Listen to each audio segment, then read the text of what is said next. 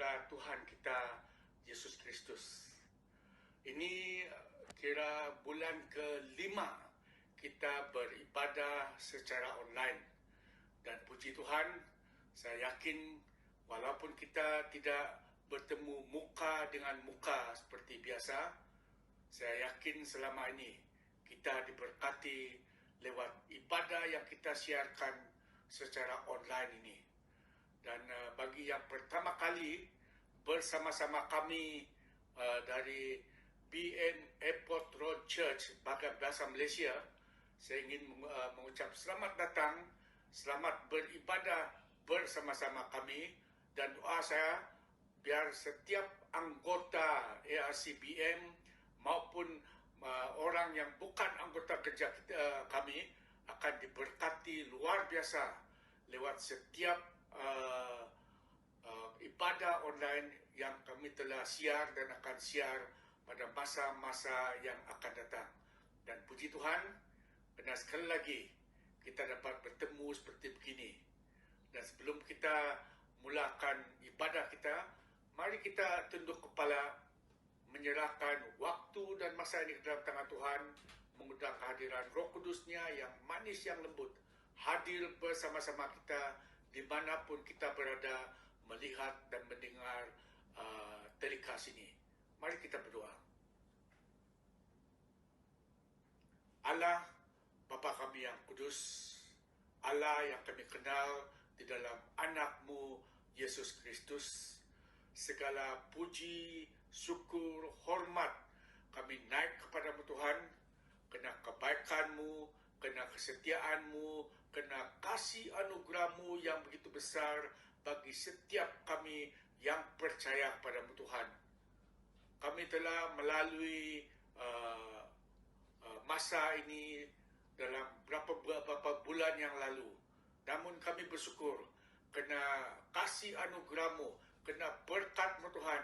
Engkau Roh-Mu sentiasa berbicara pada kami lewat ibadah-ibadah yang kami telah ikuti secara online ini Tuhan. Dan pada pagi ini sambil kami bertemu sekali lagi secara online, kami ingin menyerahkan suasana dan waktu ini ke dalam tangan-Mu, mengundang kehadiran Roh Kudus-Mu yang manis, yang lembut, hadir di tengah-tengah kami, dimanapun kami berkumpul, baik di rumah, di dalam bilik kami masing-masing. Dan kami klaim janji-Mu Tuhan, di mana 2 atau 3 orang bertemu di dalam nama-Mu, Engkau hadir bersama-sama dengan kami. Dan inilah kami Tuhan, kami rindu agar Roh Kudus-Mu akan berbicara pada setiap diri kami lewat pujian dan penyembahan yang kami akan lakukan. Bahkan Tuhan, lewat sabda firman-Mu yang kami akan sama-sama dengar Tuhan. Kami menyerahkan seluruh ibadah kami ini ke dalam tangan-Mu, biar Roh Kudus-Mu bebas melayani kami. Kami menyerahkan umat-umat-Mu, anak-anak-Mu, hamba-hamba-Mu yang akan melayani kami. Engkau urapi dengan kuat kuasa-Mu Tuhan, dan biar mereka menjadi saluran berkat pada setiap orang yang mengikuti ibadah ini Tuhan, dimanapun kami berada. Dan kami menyerahkan seluruh suasana yang sedang kami alami ini ke dalam tangan-Mu. Mohon Tuhan, biar segala-galanya berjalan dengan baik, dilindungi oleh Engkau dan diberkati oleh Engkau Tuhan.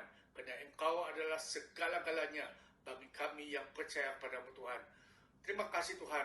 Inilah doa kami di dalam dan di atas nama Tuhan Yesus yang juru selamat kami yang hidup. Kami berdoa dan mohon segalanya. Amin.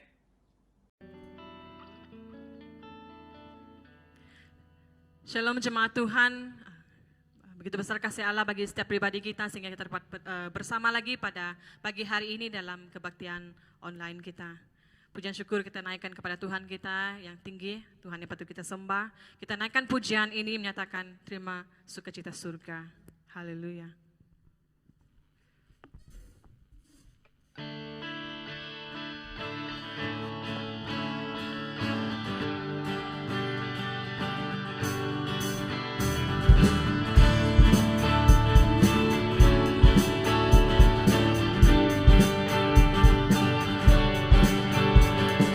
Terima sukacita surga, itu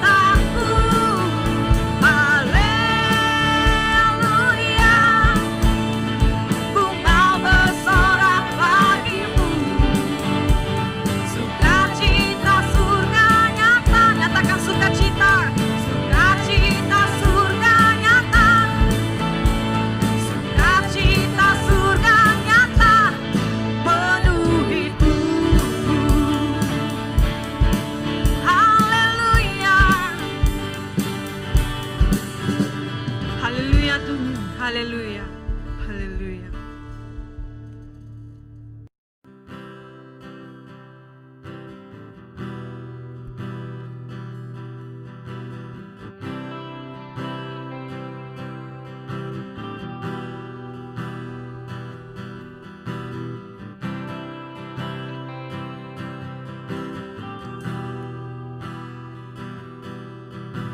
Engkau ada bersamaku di setiap musim hidupku.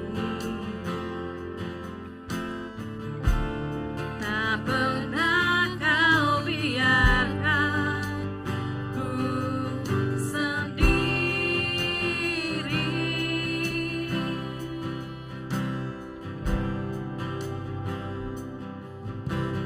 Kekuatan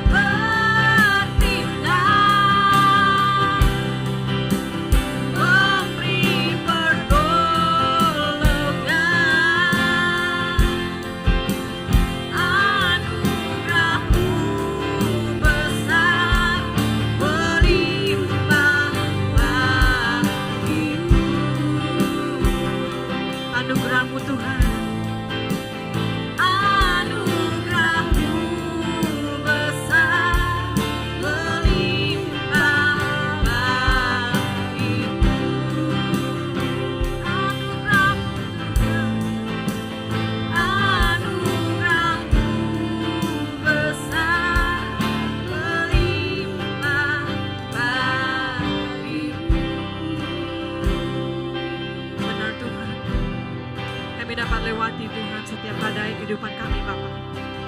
Bahkan kemenangan demi kemenangan Tuhan senantiasa bersama dengan kami Tuhan. Menjadi bagian kami ya Tuhan. Haleluya Yesus.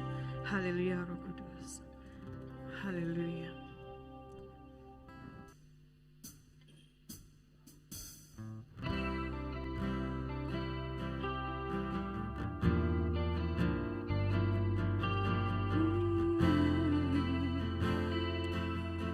Aku sembah Tuhan. Haleluya.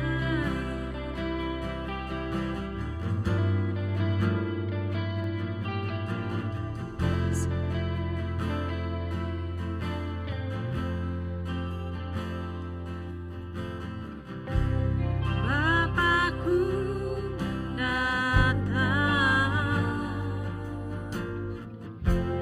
menyembahmu di sini. Ku percaya ada bagiku.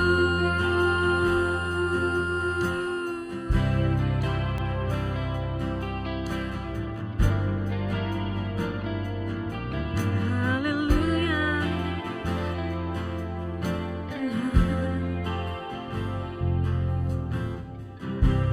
Bapakku datang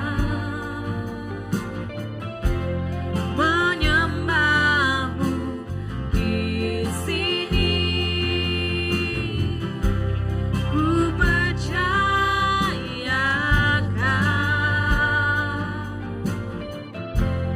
ada bagiku. Tak usah ku takut, sebab Kau sertaku. Tak usah ku bimbang, Kau di dalamku. Tak usah ku cemas, Kau penghiburku. Saat ku lemah, Kau kuatku. Ku nyanyi haleluya.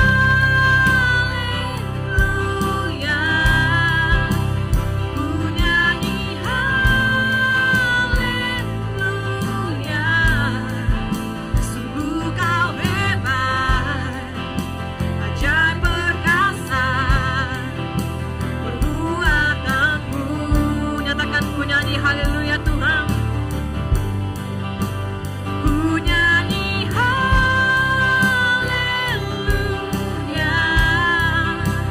Ku nyanyi haleluya. Sungguh Kau hebat, ajaib perkasa perbuatanmu. Di hidupku. Benar Tuhan, saat kami menemukan kesulitan Tuhan, Engkau Allah yang ada Tuhan. Engkau Allah yang menguatkan kami Tuhan. Engkau Allah yang meneguhkan kami Bapa. Di dalam Engkau Tuhan kami ada pengharapan Bapa. Bahkan segala perkara dapat kutanggung di dalam Engkau Yesus Kristus. Haleluya. Saya nyatakan Bapakku datang. Bapakku datang menyembahmu Tuhan, menyembahmu di sini. Ku percaya ada bagiku.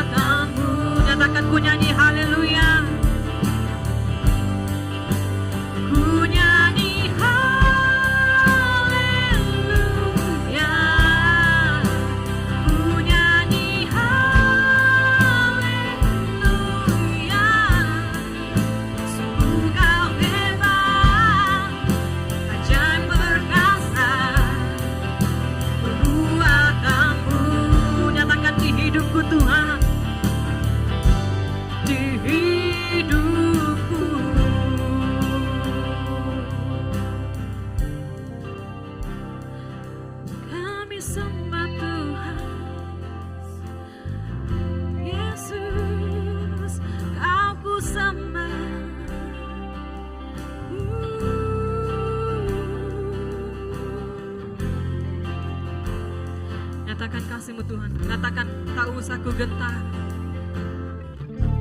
Tak usah ku takut sebab Kau sertaku. Tak usah ku bimbang Kau di dalamku. Tak usah ku cemas Kau penghiburku. Saat ku lemah Kau kuatku. Ku nyanyi haleluya. Ku nyanyi haleluya. Sungguh Kau hebat dan perkasa. Kuat mampu. Nyatakan ku nyanyi haleluya Tuhan. Ku nyanyi haleluya. Ku nyanyi haleluya. Sungguh Kau hebat dan perkasa. Kuat mampu. Nyatakan di hidupku Tuhan. Di hidupku.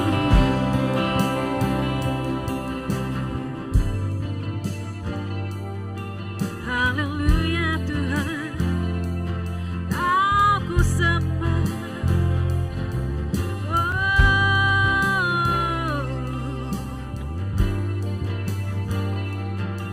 Haleluya Tuhan, Yesus.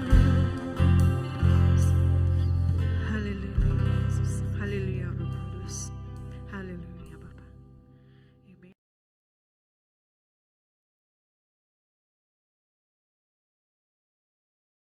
Salam, selamat pagi Bapak Ibu, Saudara dan Saudari. Selamat datang ke dalam ibadah raya pada pagi hari ini.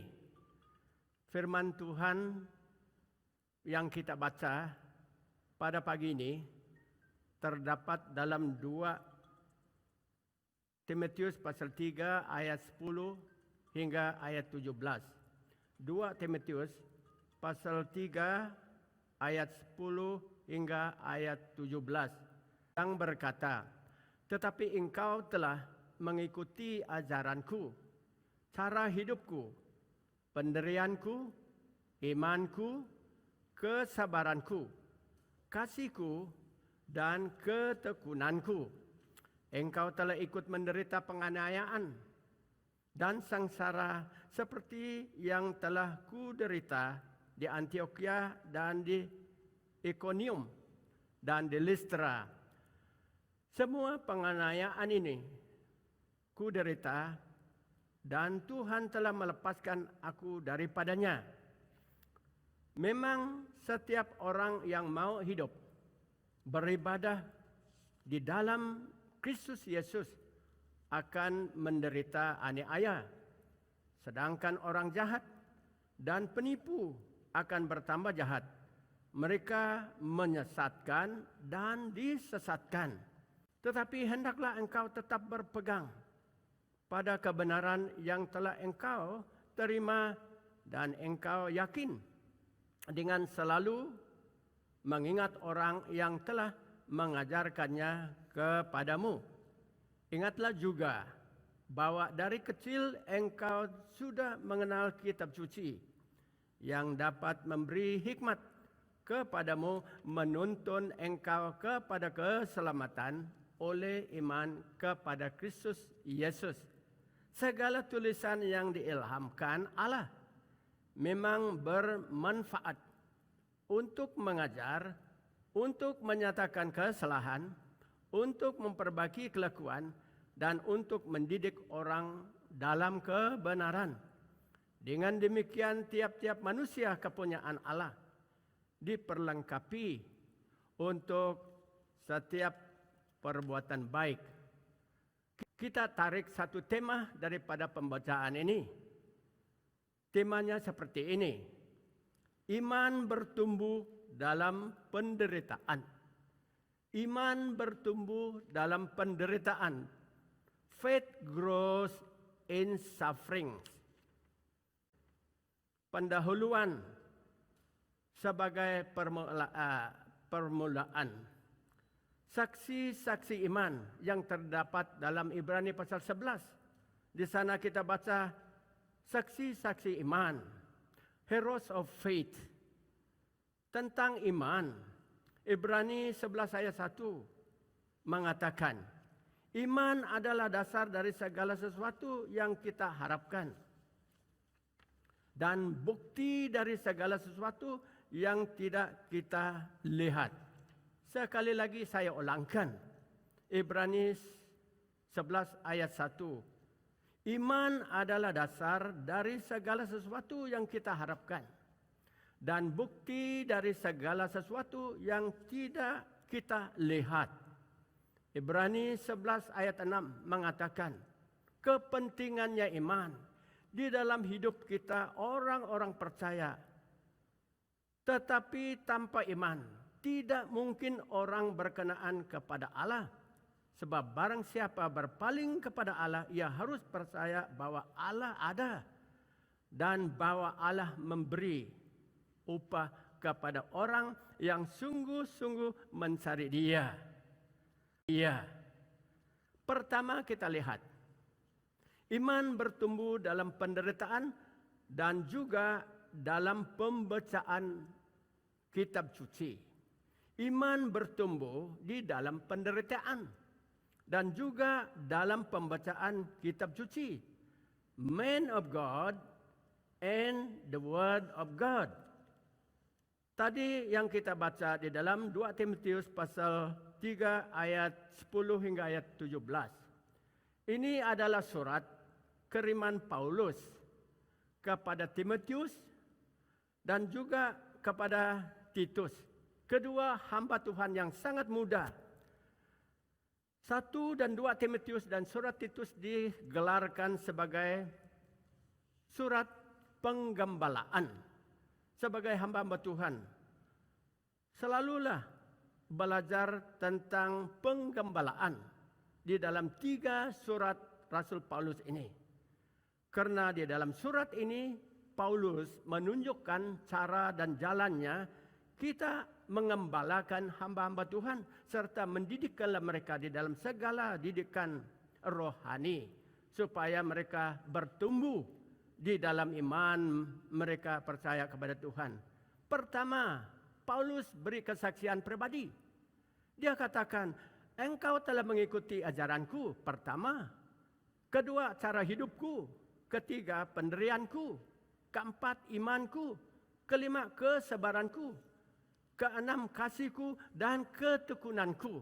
Ini semua sifat dan teladannya Rasul Paulus yang harus dituruti oleh hamba-hamba Tuhan yang muda sepertinya Timotius dan Titus.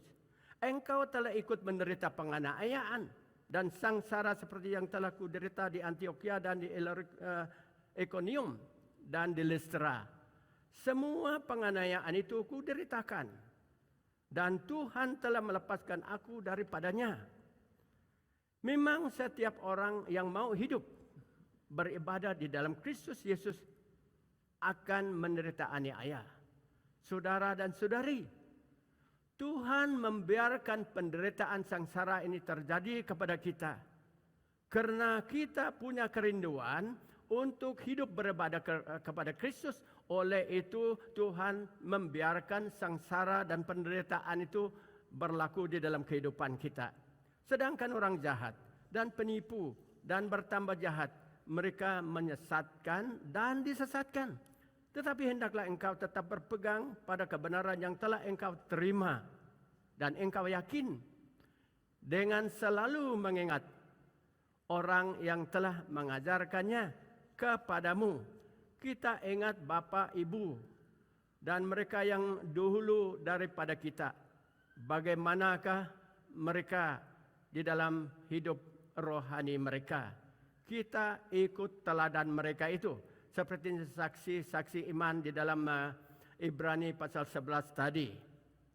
Ingatlah juga bahwa dari kecil engkau sudah mengenal kitab suci yang dapat memberi hikmat kepadamu dan menuntun engkau kepada keselamatan dan oleh iman kepada Kristus Yesus dari kecil.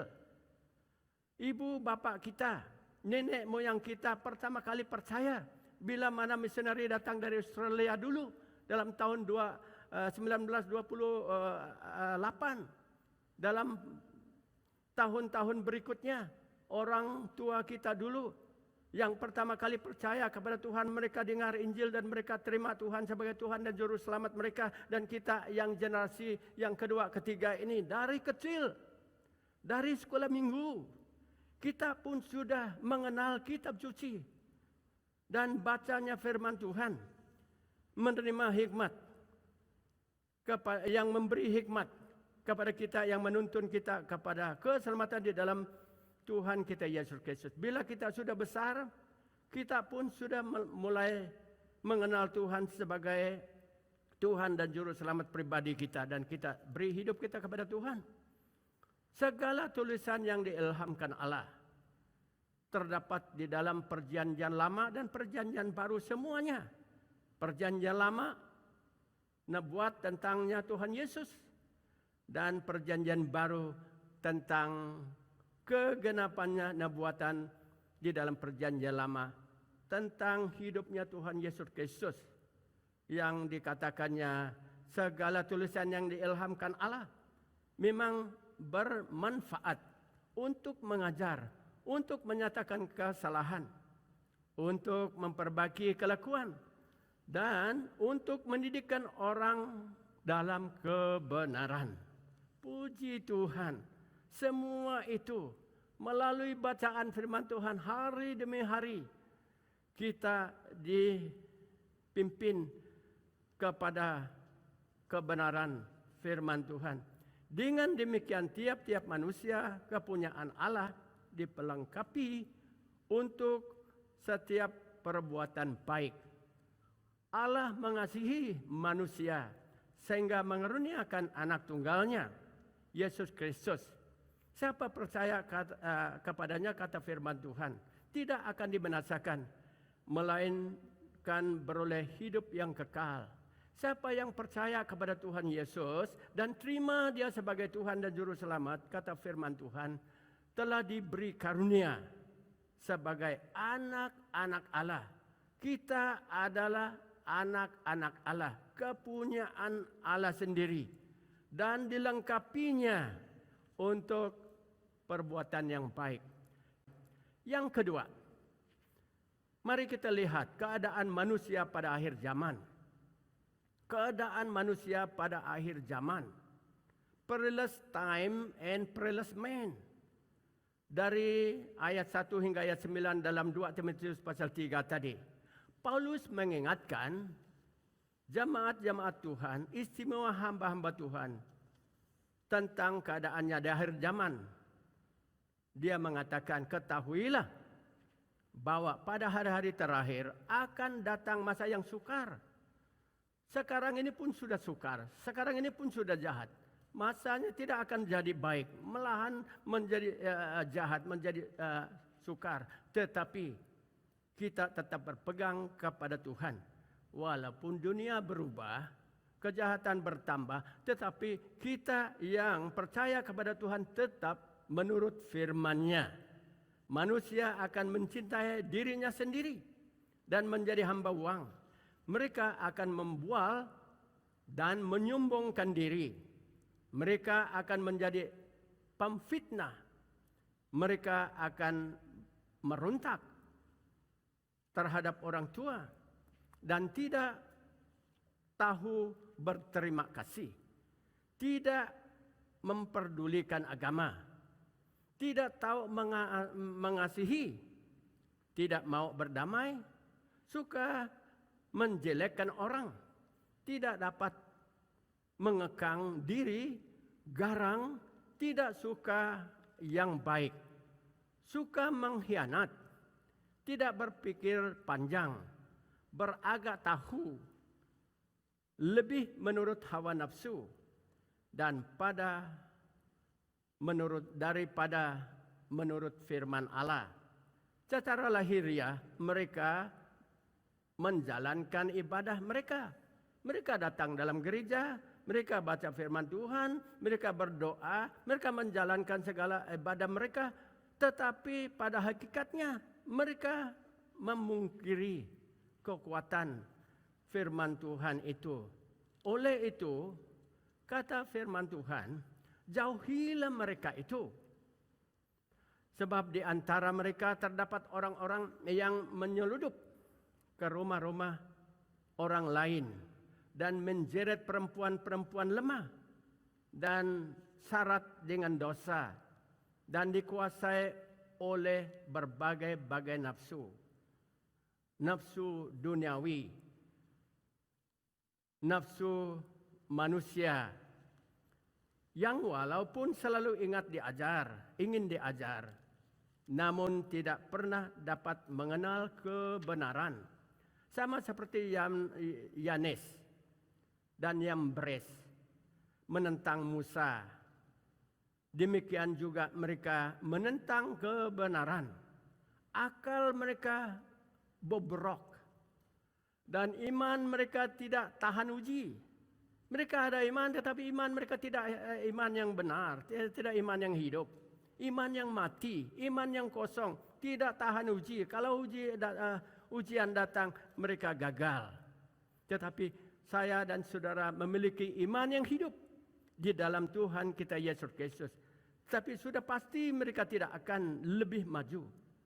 Karena seperti yang dalam hal Yanes dan Yambres, kebodohan mereka pun akan nyata bagi semua orang. Itu pada zaman akhir keadaannya manusia semakin jahat. Tetapi saudara dan saudari, kita tetap memeliharakan iman kita kepada Tuhan Yesus Kristus. Yang ketiga, kita melihat nasihat supaya bertekun di dalam iman. Bertekun di dalam iman. Ibrani pasal 12 ayat 1 hingga ayat 2. Pengarang surat Ibrani mengatakan, karena kita mempunyai banyak saksi. Itu yang telah dinyatakan di dalam Ibrani pasal 11 itu. Saksi-saksi iman. Mereka itu sebagai saksi bagaikan awan yang mengelilingi kita. Marilah kita menanggalkan semua beban dan dosa yang begitu merintangi kita. Dan berlomba dengan tekun di dalam perlombaan yang diwajibkan bagi kita. Marilah kita melakukannya dengan mata yang tertuju kepada Yesus yang memimpin kita dalam iman dan yang membawa iman kita itu kepada kesempurnaan, yang dengan mengabaikan kehinaan tekun memikul salib ganti sukacita yang disediakan bagi Dia yang sekarang duduk di sebelah kanan takhta Allah. Kita lihat dua hamba Tuhan ini. Tuhan Yesus sendiri dan Rasul Paulus. Bagaimana hidup mereka? Mereka ini selalunya ditentangkan, selalunya dilawan. Dan akhirnya Yesus ditangkap dan disalibkan. Tetapi dia tidak menghiraukannya, melainkan dia sedia pergi ke atas salib sana. Inilah teladannya karena dia mengasihi Allah. Dia menuruti perintahnya Bapaknya. Dan demikian juga Rasul Paulus. Kita melihat kesaksian kedua hamba Tuhan ini. Tuhan sendiri dan Paulus. Paulus mengatakan di dalam 2 Matius pasal 4 ayat 7 dan ayat 8. Aku telah mengakhiri pertandingan yang baik. Aku telah mencapai garis akhir. Dan aku telah memelihara iman. Imannya kepada Tuhan dari pertama dia percaya kepada Yesus. Iman itu dia pegang teguh. Sekarang telah disediakan bagiku katanya. Mahkota kebenaran yang akan dikaruniakan kepadaku oleh Tuhan. Hakim yang adil pada harinya. Tetapi bukan hanya kepadaku saja katanya. Melainkan juga kepada semua orang yang merindu kedatangan Tuhan yang kedua kali. Bapak, Ibu, saudara-saudari, kita lebih dekat kepada akhir zaman. Kita sudah jauh daripadanya masanya Tuhan Yesus datang ke dalam dunia ini, perayaannya Christmas itu, dan kemudian perayaannya Ista, dan kemudian perayaannya Pentakosta, dan yang terakhir sekarang ini kita sedang menunggukan kedatangan Tuhan yang kedua kali. Bapak Ibu Saudara dan kasih di dalam Tuhan Yesus Kristus, kemenangan iman. Kemenangan iman sebagaimana Tuhan Yesus menang di atas pencobaan iblis. Iblis telah coba dia 3 pencobaan di padang gurun sana, dia sudah menang daripada pencobaan-pencobaan itu. Dan firman Tuhan juga mengatakan kita lebih daripada orang yang menang. Mengakhiri, saya ceritakan satu cerita yang saya pernah baca dulu. Ada satu bapak ini dia kuat di dalam Tuhan, tetapi hanya satu kelemahan saja. Kelemahannya ialah kurang sabar. Sedikit-sedikit hal dia marah. Sedikit-sedikit dia kecewa. Lalu dia mau melawankan kemarahannya itu, mau kesabaran. Lalu dia datang kepada pastor, dia minta pastor, katanya, "Pastor, tolong doakan saya.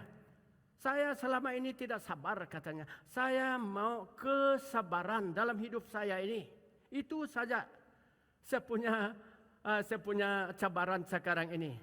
Lalu pastor itu kata, "Bolehlah, mari tunduk kepala dan saya berdoa untuk kamu." Lalu pastor itu mendoakan bapak ini dengan mengatakan, "Tuhan, beri banyak masalah di dalam hidup orang ini.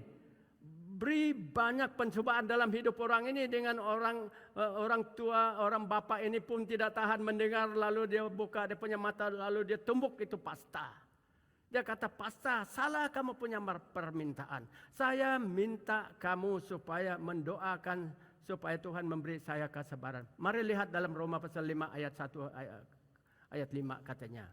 Apa yang Tuhan katakan? Karena engkau mau kesabaran. Mari perhatikan. Sebab itu kita yang dibenarkan karena iman. Kita hidup di dalam sejahtera dengan Allah oleh karena Tuhan kita Yesus Kristus. Oleh Dia kita juga beroleh jalan masuk.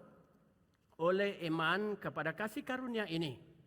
Di dalam kasih karunia ini kita berdiri, kita bermegah dalam pengharapan akan menerima kemuliaan Allah. Lihat ayat 3 ini. Dan bukan hanya itu saja. Kita malah bermegah juga dalam kesengsaraan atau dalam aniaya. Karena kita tahu bahwa kesengsaraan aniaya itu menimbulkan ketekunan. Dan ketekunan menimbulkan tahan uji. Dan tahan uji menimbulkan pengharapan.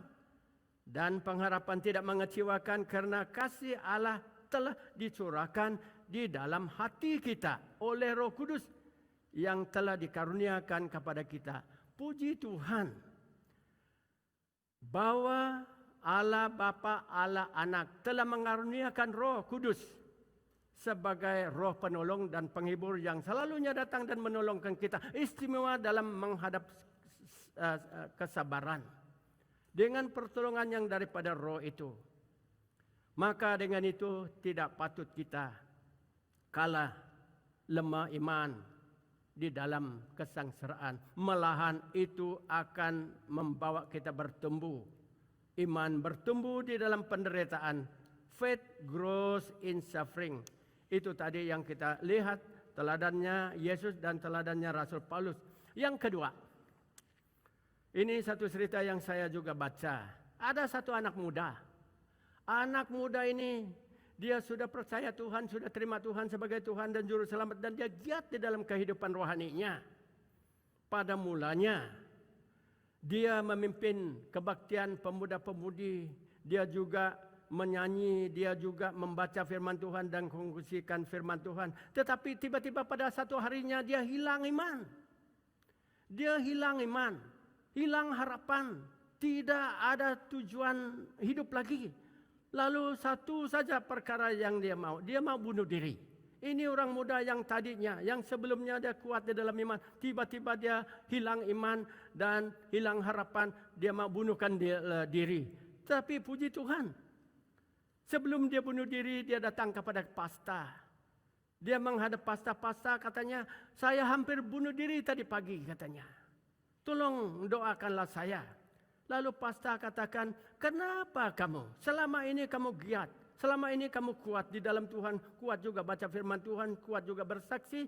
Kenapa tiba-tiba kamu hilang iman dan hilang harapan? Katanya, saya pertunangan saya sudah putus. Broken engagement. Broken engagement buat anak muda ini hampir mau bunuh diri. Lalu pastor katakan, jangan susah. Bukan dia itu, hanya dia itu saja satu perempuan. Ada 1.001 perempuan lain yang Tuhan telah sedia bagi kamu. Mari ikut doa saya. Saya pimpin kamu di dalam doa membuat pengakuan-pengakuan ini. Lalu hamba Tuhan ini pimpin dia dalam doa mengatakan, akulah anak Allah. Akulah Allah lah Bapakku. Tuhan Yesuslah Tuhan dan Juru Selamatku. Roh Kuduslah Roh Penolongku. Surga adalah rumahku. Firman Tuhan adalah pedoman hidupku. Malaikat-malaikatlah adalah temanku. Di dalam bahasa Inggris dia. Di dalam bahasa Inggris, I am the child of God. God is my Father. Jesus is my Lord and my Savior. The Holy Spirit is my helper, my comforter. And heaven is my home. God's word is my guide. And the angels are my companion. Selepas anak muda ini buat pengakuan-pengakuan ini, imannya kembali kepada Tuhan lagi. Dia lebih kuat lagi daripada masa yang sudah. Walaupun pada masa itu dia hampir-hampir mau bunuh diri karena dia hilang iman dan hilang harapan karena putus tunang. Hanya hal tunang saja. Belum lagi sengsara yang lain pun sudah mau tinggalkan Tuhan. Tetapi puji Tuhan atas pelayanan hamba Tuhan yang memimpin dia kembali. Dan kedua-dua cerita ini, kedua-duanya balik kembali kepada iman yang mula-mula. Yang akhir sekali, kesaksian pribadi saya sendiri. Ada 3 perkara yang Tuhan telah ajar saya tentang iman. Satu ialah hidup oleh iman. Live by faith. By faith. Dengan memindahkan saya daripada comfort zone, dari zone selesa. Pada satu masa waktu saya keluar daripada pusat 2002 dulu, semua tidak ada. Duit tidak ada, uang tidak ada, gaji tidak ada, alawin tidak ada, kereta pun tidak ada, rumah pun tidak ada. Segala-gala tidak ada. Lalu saya ambil masa untuk berdoa, berpuasa 100 hari. Dalam 100 hari ini saya berdoa 3 permintaan. Saya kata, Tuhan, saya mau terus melayani Engkau. Tetapi saya tidak ada duit, saya tidak ada alawin, saya tidak ada gaji lagi, tidak ada kereta lagi, tidak ada rumah.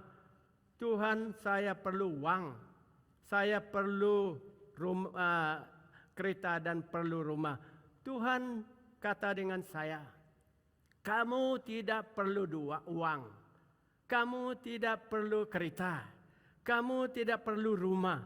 Hanya kamu perlu saya saja. Baru saya katakan dengan Tuhan, memang kamu tetap pertama di dalam hidup saya. Tetapi sekarang ini saya tidak ada uang, tidak ada duit, tidak ada belanja, dan tidak ada kereta, tidak ada rumah.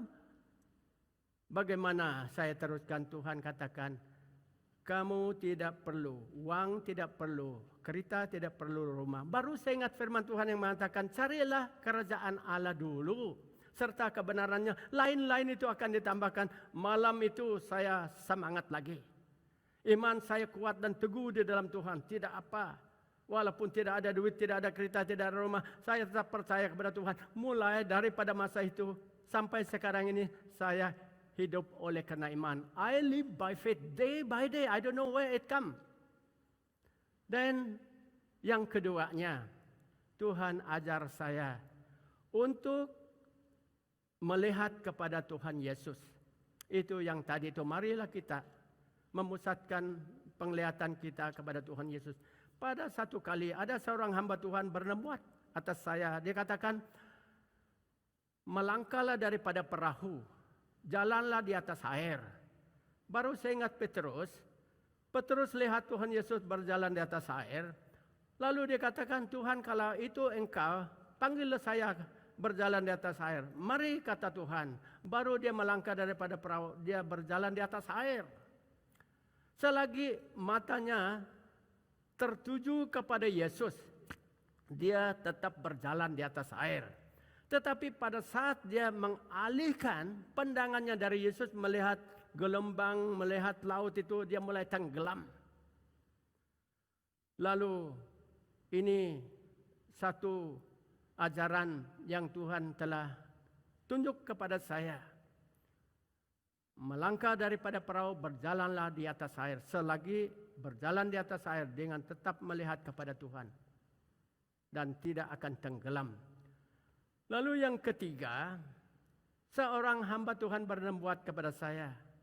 Katanya, saya minta dia mendoakan saya. Baru dia tanya, apa yang kamu mau saya doakan? Lalu dia katakan, langkahlah daripada tempat yang suram. Berjalanlah di atas udara. Lalu saya terus menangis. Saya kata, Tuhan, jangan terlalu tarik saya punya iman, nanti dia putus. Jangan terlalu tiup dia seperti belun itu, dia akan pecah. Tetapi Tuhan tidak biar iman kita putus ataupun patah, ataupun belun hidup kita itu pecah. Dia biar dia sampai tempat yang kita tidak sanggup lagi. Ada pernah dia firman Tuhan berkatakan, kita ini dicobai seperti orang lain. Seperti pencobaan orang lain. Tetapi kalau pencobaan kita itu lebih daripada iman kita, Tuhan memberi jalan keluar. Puji Tuhan, Tuhan memberi jalan keluar. Lalu dengan itu sekarang ini di dalam pelayanan, saya diajar untuk bergantung kepada pimpinan dan pertolongannya Roh Kudus. Di mana Roh Kudus tiup, di mana angin Roh Kudus tiup, saya pergi di sana. Hamba-hamba Tuhan semua. Ini bukan untuk saya saja, tetapi untuk semua hamba Tuhan. Pertama, hidup di dalam iman, oleh iman. Kedua, dengan mata kita tetap melihat kepada Yesus. Dan yang ketiga, bergantunglah kepada pimpinan dan kepada pertolongannya Roh Kudus. Sebagai roh penolong, roh penghibur yang telah diutus khususkan oleh Bapa untuk membantu dan menolong kita. Puji Tuhan. Mari pada pagi ini kita renungkan firman Tuhan ini dengan temanya iman bertumbuh di dalam penderitaan. Melalui penderitaan itu Tuhan ajar kita bagaimana kita setia kepadanya. Karena ada firman Tuhan katakan, Tuhan turut bekerja dalam semua perkara untuk mendatangkan kebaikan bagi mereka yang mengasihi Tuhan, yang dipanggilkan oleh Tuhan. Bapak, Ibu, saudara dan saudari, mari kita tunduk kepala. Saya pimpin kita di dalam doa penutupan. Bapak Surgawi, kami bersyukur, berterima kasih atas ibadah raya pada pagi ini. Kami memuji nama-Mu. Karena Engkau hadir, karena Engkau ada. Walaupun jemaat Tuhan tidak ada di dalam ruangan ini, di mana mereka ada, di rumah mereka, di pejabat mereka, di mana mereka, di bilik mereka sendiri. Mereka mendengar firman Tuhan ini. Roh-Mu Tuhan akan bekerja di dalam hati mereka. Firman-Mu telah pun disampaikan dengan kuat kuasanya dan tidak akan kembali dengan kosong, melainkan memakan tempat di dalam setiap batin hati umat-umat Tuhan yang tetap percaya. Semua akan dikuat dan diteguhkan di dalam iman. Oleh karena firman-Mu. Terima kasih Bapa, terima kasih Tuhan Yesus. Semuanya kami minta di dalam nama Tuhan Yesus Kristus, Tuhan dan Juru Selamat kami. Amin. Haleluya.